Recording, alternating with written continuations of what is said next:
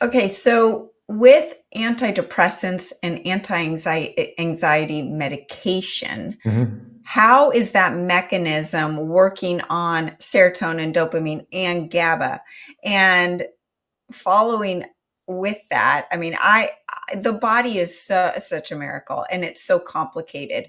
And a lot of medications, and tell me if this is the case in this situation, a lot of medications go after one thing Mhm. and disrupt the natural balance of all Mm. these other things that are going on in the body. So can you go into the different how GABA interplays with serotonin and dopamine, and then where the medication will react or act upon those neurotransmitters?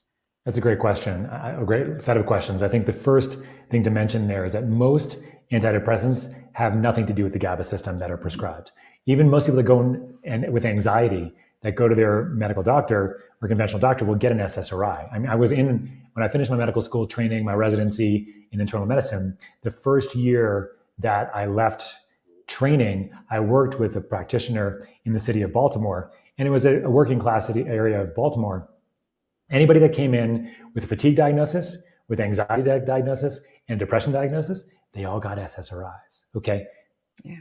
These drugs work on serotonin receptors. They increase serotonin. Some of them also increase norepinephrine. Some of them also increase other neurotransmitters as well, but not the GABA system. In fact, it wasn't until recently that the first antidepressant for postpartum depression came out about a year or two ago now that is working on the GABA system. What's interesting about that, Sarah, is that it works immediately.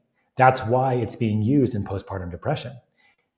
Most drugs, like the SSRIs and antidepressants of the world, take 4 or 6 weeks or longer to potentially work. And they also have a black box warning on them that may increase your suicidality when you first start taking these drugs, too.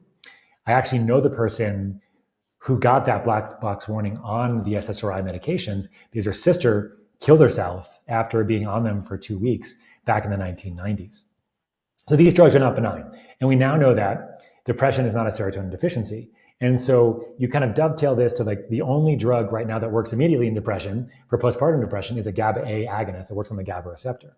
And on the anxiety side of things, if you have anxiety and you go to your primary care doctor or a conventional doc, they will often prescribe you benzodiazepines. These are a class of drugs that work on the GABA receptor, actually.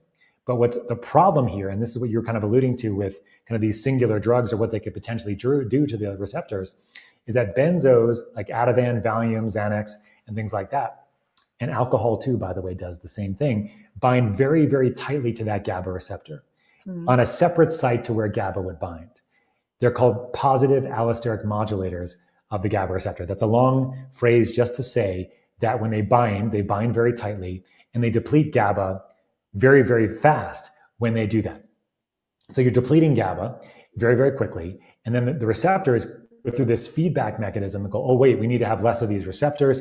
And so over time, you get tolerance, you get withdrawal, you get dependence. And this is when you can die if you're taking benzos for a period of time and you stop them immediately. You can actually die if you stop drinking alcohol immediately if you've been drinking a lot of alcohol for a long period of time. This is because that GABA receptor is so insensitive to GABA because of having so much GABA forced into it for such a long period of time.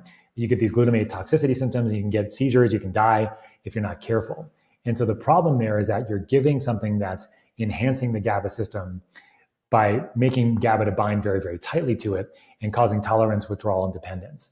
And so the benzos of the world do this. Sleep drugs do this, like your Lunesta, your Ambiens. They also bind very tightly to the GABA receptor. Alcohol, I mentioned, is very, very similar to this as well. There's other drugs that do it.